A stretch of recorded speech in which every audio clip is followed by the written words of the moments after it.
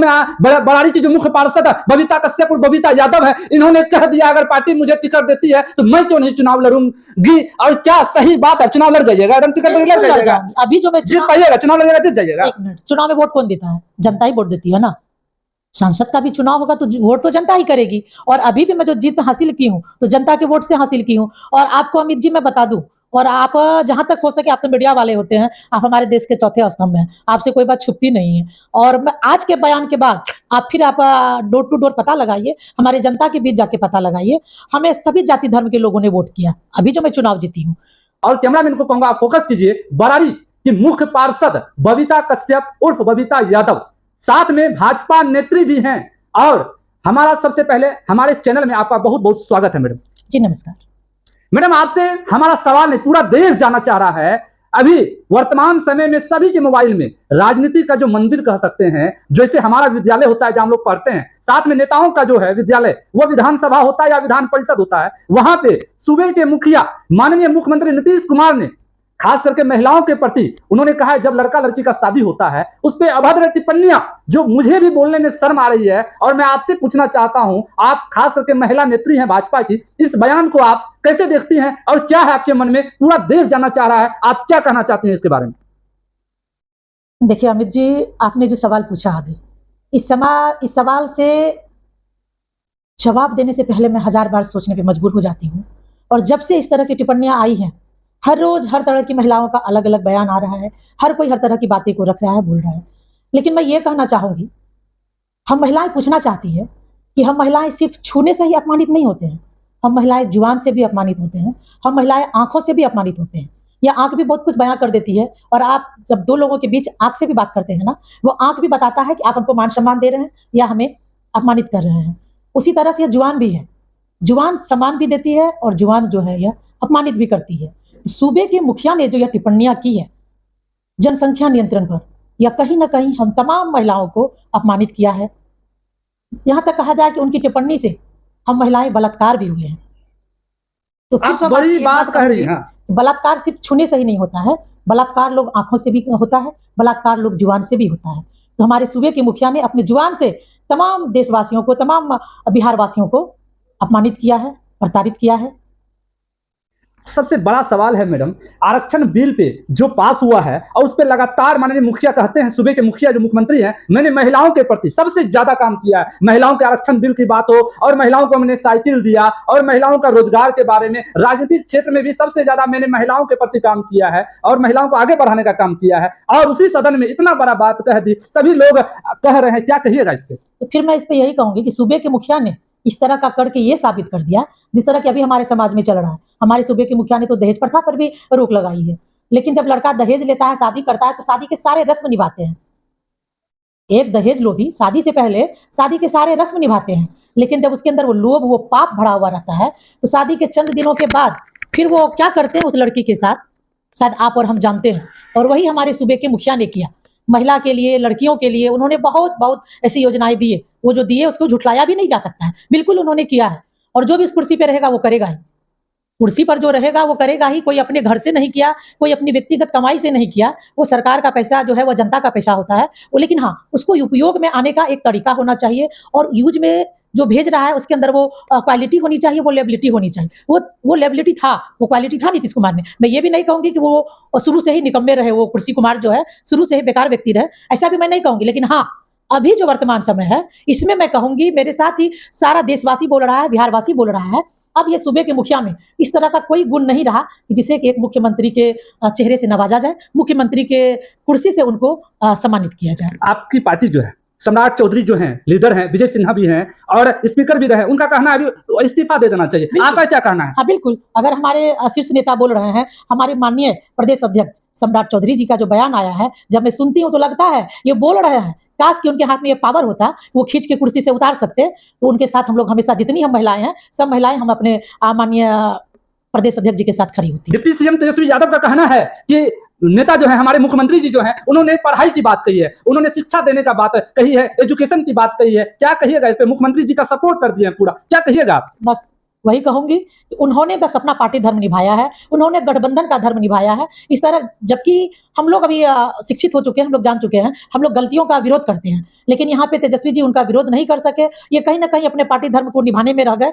लेकिन हाँ, अगर वो ऐसा कह रहे हैं कि ये पढ़ाई की बात कर रहे थे, ये शिक्षा देने की बात कर रहे थे, तो फिर ऐसे पढ़ाई से, अशोक ऐसे चौधरी जो शिक्षा है, से हाँ। हमें धिक्कार है, नहीं चाहिए हम अशोक तमाम चौधरी जो जनता। विधानसभा के बाहर किताब निकाल के दिखा रहे थे, किताब में ये सभी सारी बातें लिखी हुई है, क्या कहिएगा इस पे? लिखी हुई है, मैं भी कह रही हूँ, लेकिन तरीका ये नहीं था। लिखी हुई थी, ये बात तो है, ये दिया हुआ रहता है किताब में, हमने भी पढ़ा, बायोलॉजी में रहता है 1-2 चैप्टर, लेकिन इस तरह का चैप्टर हमने तो नहीं पढ़ा। पता नहीं अशोक चौधरी जी के पास कौन सी ऐसी किताब थी जिसमें कि हो सकता है कि जो हमारे सूबे के मुखिया बोले हैं, क्या हुबहू यही लिखा हुआ था?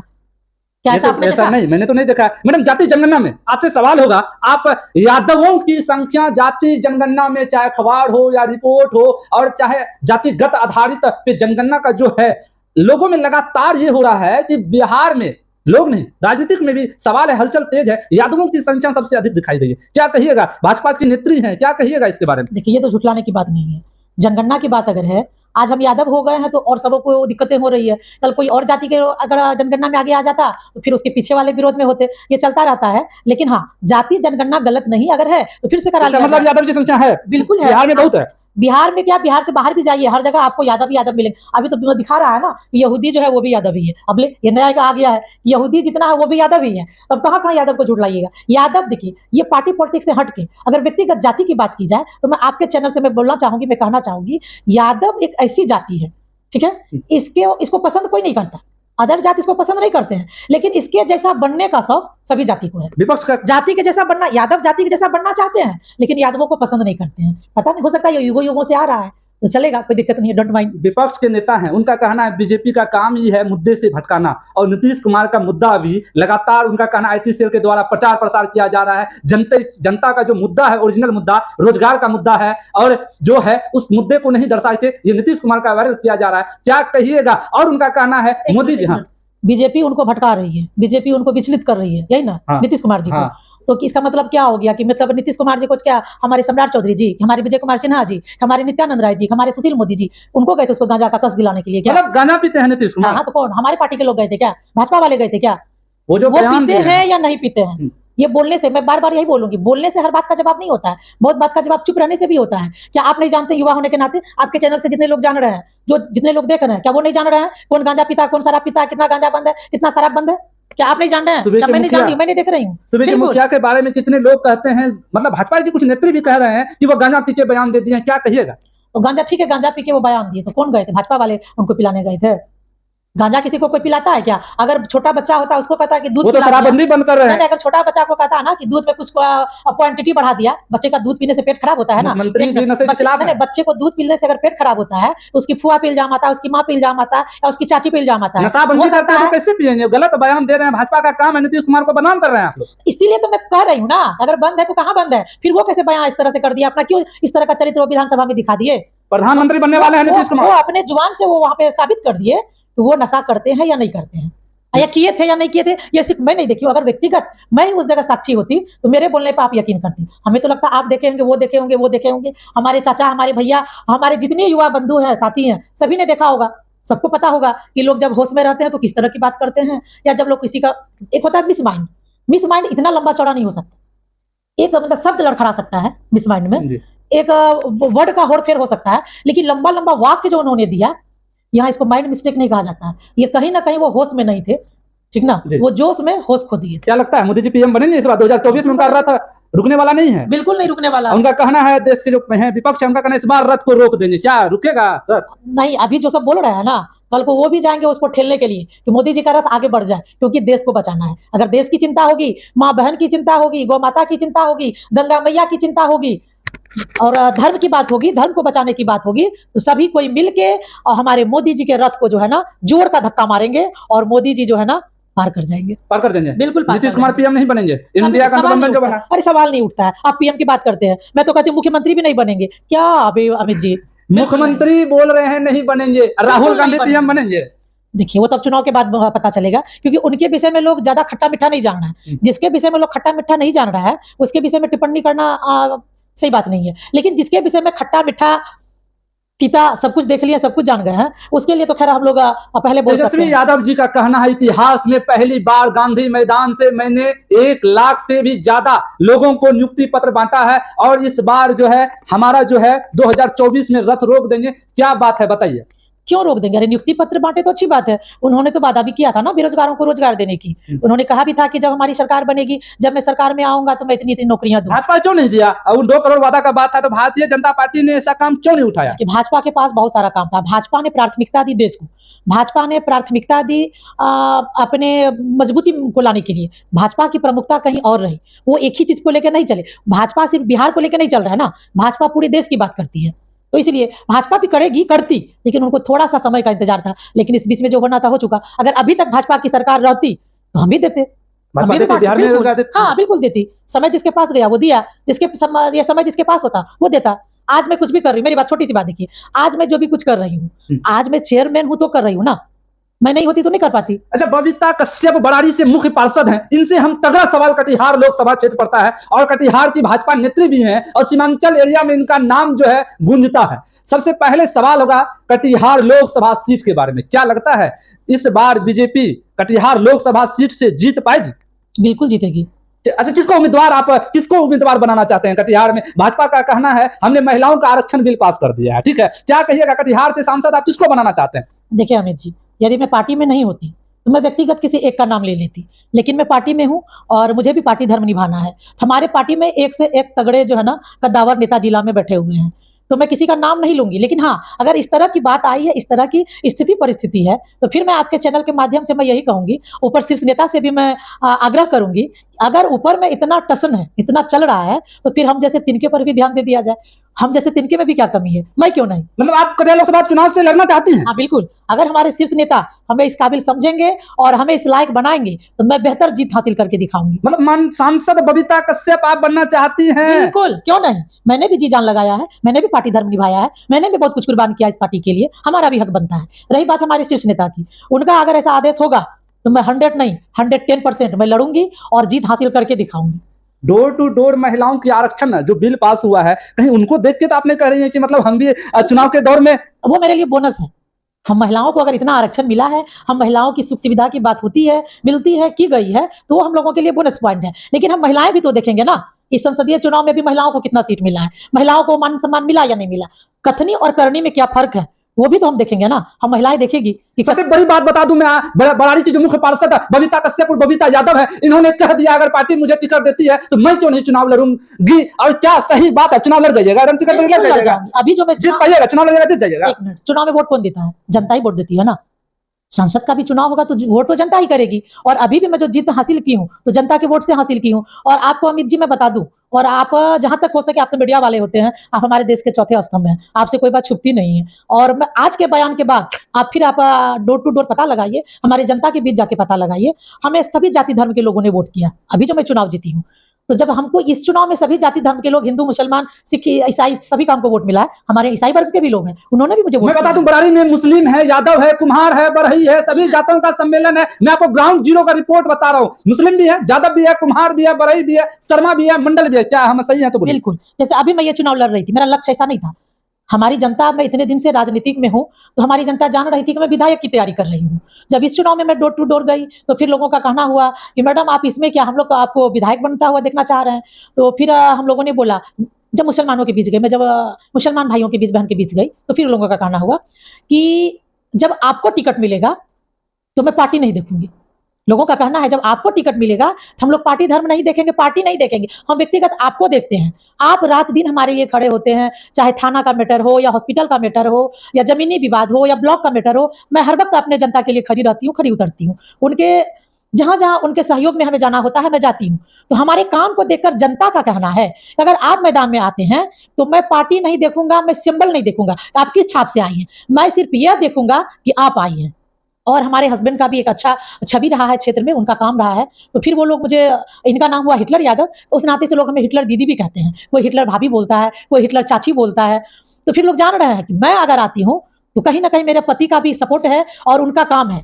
तो उनके नाम से ही काम होता है। कटिहार की शेरनी ने कह दिया इस बार लोकसभा से, मैं भी दावेदारी पेश करती हूं। अब देखना होगा बहरहाल बीजेपी किसको अपना उम्मीदवार बनाती है, बबीता कश्यप को बनाती है या फिर किसी और को। अब देखना होगा। आप कमेंट में जरूर बताइएगा, क्या ये बबीता कश्यप लोकसभा उम्मीदवार से लड़ना चाहती हैं? क्या आप लोग इनको वोट दीजिएगा या चुनाव के मैदान में इनको पसंद करते हैं? क्या सही बात है? बिल्कुल, मैं आपके चैनल के माध्यम से मैं यहाँ भी एक तरह का समझ के ये चलूंगी कि लोग भी यहाँ पे किसी ना किसी तरह के वोट भी करते हैं। कमेंट जो होता है ना कहीं वोट होता है, लेकिन ये दो तरह का वोट होता है। एक होता है जो कुछ दिन चुनाव के दिन वोट गिरता है, वो होता है मतदान, ठीक है। तो वहां पे लोग जो है ना निडर होकर अपना मतदान कर देते हैं। लेकिन सोशल मीडिया जो है, यहाँ पे लोगों के दिल में कुछ और रहता है, दिमाग में कुछ और रहता है, लेकिन पब्लिक प्लेस में लोग कुछ और लिखता है। तो हो सके उस तरह का लोग लिखने से परहेज करें। परहेज इसलिए करेंगे कि मैं अभी छोटा तिनका हूँ, ठीक है, और मेरे से ऊपर अभी बहुत शीर्ष नेता है। तो जो युवा पीढ़ी है ना, वो अभी परहेज करेंगे, वो खुल के लिखेंगे नहीं, लेकिन दिल से कहीं ना कहीं वो दुआ देंगे और दिल से कहीं ना कहीं उनको तसल्ली मिलेगी, मैडम आपने आज अच्छा कहा। अच्छा मैडम, आपसे अंतिम सवाल होगा। मैं आपको बता दूं, मैडम का जो जीवनी है पहले, अच्छा आप किसी जॉब में भी थे क्या? बिल्कुल, मैं एक शिक्षिका थी। मैं सरकारी शिक्षिका? जी हाँ, बिल्कुल। सरकारी शिक्षिका होने के बावजूद आपने राजनीतिक जीवन को चुना, क्या है बताइए? कोई सपना है मैडम आपका क्या? देखिए, शुरू से मैं शिक्षिका नहीं थी। जब मैं शादी करके आई थी तो मैं किसी नेता की पत्नी बन के आई थी। हमारी शादी हुई थी किसी नेता के साथ। तो जब मैं नई थी तो उस टाइम में मेरे सर पे इतना पल्लू रहता था, मेरा चेहरा जो है वो घूंघट के पीछे रहता था, लेकिन यह हाथ हमेशा सहयोग के लिए बाहर निकलता था। एक्चुअली होता क्या था कि हमारे पति देव के द्वारा जो काम अधूरा रहता था, ये वो काम मुझे बता के चले जाते थे। इनके जाने के बाद जब गरीब जनता आती थी तो वो जब अपनी बातों को सुनाती थी कि ऐसे है वैसे है, हम वो बोलता था भैया से ऐसा बोल के गए थे, भैया ने बोला था। तो फिर वो जो मुझे देख के जाते थे, कह के जाते थे, तो फिर मैं उनके लिए करती थी। बहुत बड़ी बड़ी दुआएं देती थी वो, बहुत लंबा लंबा, मतलब मैं बता नहीं सकती, लेकिन सुकून मिलता था। और कई बार तो ऐसा हुआ ना कि बूढ़े बुजुर्ग होने के बावजूद जब मैं किसी के सहयोग में मैं अपना हाथ आगे बढ़ाती थी तो वो मेरा पैर छू लेते थे। तो एक अजीब सा, मतलब जब भी आपका जन्मदिन होता है, काफी महिलाओं को साड़ी देते रहते हैं, काफी कुछ लोगों का आप देने का काम करते हैं, मतलब ये सहयोग के मन में कभी लगा कि ये जनता मुझे सपोर्ट करेगी या नहीं करेगी? मतलब आप उसके दिल और दिमाग दोनों में जुनून छाप छोड़ देते हैं। एक मिनट अमित जी, जनता वोट देगी या नहीं देगी, जनता सपोर्ट करेगी या नहीं करेगी, ये 5 साल में एक बार तय होता है, ठीक है। लेकिन जब मैं किसी का सहयोग करती हूँ, वो आमने सामने जो दुआएं देती है ना, वो तुरंत मिलता है। अच्छा, तुरंत दुआ मिलता है सहयोग करने से? बिल्कुल। इसलिए तो मैं कह रही हूँ, मैं जब शिक्षिका भी मैं बनी, जब मैं जॉब में गई तो फिर वहां पे ये मजा नहीं था। और वहां पे कभी कभी क्या होता था, जब किसी बच्चे का मैं फ्री में एडमिशन करवा देती थी, कभी कभी उसका सर्टिफिकेट में जब फ्री में 2-4-5 बच्चे का, जबकि सरकारी काम में आप जाएंगे तो वहां आप नेता वाला काम नहीं कर पाएंगे ना। तो लेकिन जो कुछ ऐसी महिला थी जो कि वहां पर भी हाथ जोड़ने पहुंच जाती थी स्कूल में मेरे पास, तो फिर मैं आके ऑफिस में सर से मैं कहती थी कि सर ये देख लीजिए मेरे पास। तो सर लोग बोलते थे कि फिर आपको भरपाई करना होगा। तो फिर मैं भी बेफिक्र होकर कहती, तो कोई बात नहीं सर, आप मेरे कहने पे इसको दे दीजिए, अगर आप यहाँ पे मैनेज कर सकते हैं तो कर लीजिएगा, यदि नहीं होगा तो मैं दूंगी, लेकिन इसका काम होना चाहिए। तो फिर वो वहां पर जब देती थी मुझे दुआएं, तो फिर लगता था ना अगर ये मैं कहाँ आ गई, ये तो बेकार में ये जॉब में आके फंस गई। इससे अच्छा घर था, वहां पे दिन में 10 महिलाएं आती थी, कम से कम 10 बुजुर्ग आते थे, उसके लिए मैं अच्छा कुछ करती थी। जन सेवा का काम करना अच्छा लगता है? जी हाँ, बिल्कुल। ये जब तक जीवन रहेगा तब तक जन सेवा करते रहिएगा? बिल्कुल बिल्कुल। अच्छा, क्या है राजनीतिक मोटिवेट, क्या है, आप क्या बनना चाहती हैं? मतलब सांसद तो बनेंगे ही, क्या मतलब है? बनेंगे ही नहीं, शौक रखी हूँ, और मैंने ये आशा जाहिर की, कोई और तो फिर मैं क्यों नहीं, मैंने ये आशा जाहिर की है कि एक राजनीतिक में जो होना चाहिए, जो जानना चाहिए क्या होता है, ये तो मैंने देखिए बचपन से भी मैं देखी। मेरे मामा जो है वो भी नेता रहे, फिर मेरे भाई भी नेता रहे, जदयू के जिला अध्यक्ष रह चुके हैं हमारे भाई। फिर हमारी शादी भी हुई, इनका नाम हुआ नीरज कुमार कश्यप उर्फ हिटलर यादव। जिस टाइम से हमारी शादी हुई थी, या आरजेडी के जो था ना प्रदेश महासचिव थे उस वक्त। और फिर इनका अपना एक अलग रहा, जिसके कारण अभी इनका पार्टी से मोह भंग है। ये इनका पार्टी जो है अभी साइलेंट है। अभी फिलहाल मैं राजनीतिक में हूँ, मैं राजनीतिक कर रही हूँ, और मेरे साथ इनका भरपूर सहयोग है, जिसके कारण मैं इतना कुछ कर पाती हूँ। इनके सहयोग के कारण ही मैं बेहतर राजनीति कर पा रही हूँ। राजनीतिक में जो ऊर्जा मिलता है, आपके पति से पूरा सहयोग मिलता है? बिल्कुल। देखिए, राजनीतिक में बहुत कुछ होना चाहिए। आपको पैसा चाहिए, आपको फ्री माइंड चाहिए, आपको फ्रीडम चाहिए, तभी आप राजनीति कर पाएंगे। अगर सबसे बड़ी बात होती है फ्रीडम, अगर आपके पास फ्रीडम नहीं है ना, आप लाख आप छलांग मार लीजिए ऊंचाई पे, आप मुंह भट गिरेंगे। यदि आपका पति का सहयोग नहीं है, आप चाह के भी कुछ नहीं कर पाएंगे। ये थी बबीता कश्यप उर्फ बबीता यादव, मुख्य पार्षद है। लगातार मैं बार-बार आपको कैमरे के माध्यम से दिखा रहा हूं, और मैं लगातार ये भी कहने का प्रयास कर रहा हूं, इनका जो सपना है जन सेवा का काम, जैसा इनके वक्तव्य से सुना और मैंने समझा भी है कि इनका काम है, लगातार सोशल मीडिया में, पेपर में, न्यूज में, आर्टिकल में हमेशा आते रहता है, जन सेवा का काम करते रहती हैं। अगर आप सर्च कर लेंगे या कर लेंगी, दोनों हैं। तो मैं कहना चाहता हूं, जो भी आप दर्शक हैं, अगर आप पुरुष वर्ग के देख रहे हैं या महिला वर्ग के देख रहे हैं, तो आप मेरे वीडियो में बने रहिएगा। और आज के लिए इतना ही, आपका हमारे चैनल पे समय देने के लिए बहुत बहुत धन्यवाद मैडम जी, नमस्कार। और आपके चैनल के माध्यम से तमाम दर्शकों को भी मैं आज का दीपावली की हार्दिक हार्दिक बधाई देती हूँ। और मैं कहना चाहूँगी झिलमिलाती दीपों की रोशनी से प्रकाशित पर्व दीपावली की हार्दिक हार्दिक बधाई एवं ढेर सारी शुभकामनाएं। मैं प्रदेश भाजपा नेत्री सह नगर पंचायत अध्यक्ष बबीता कुमारी यादव।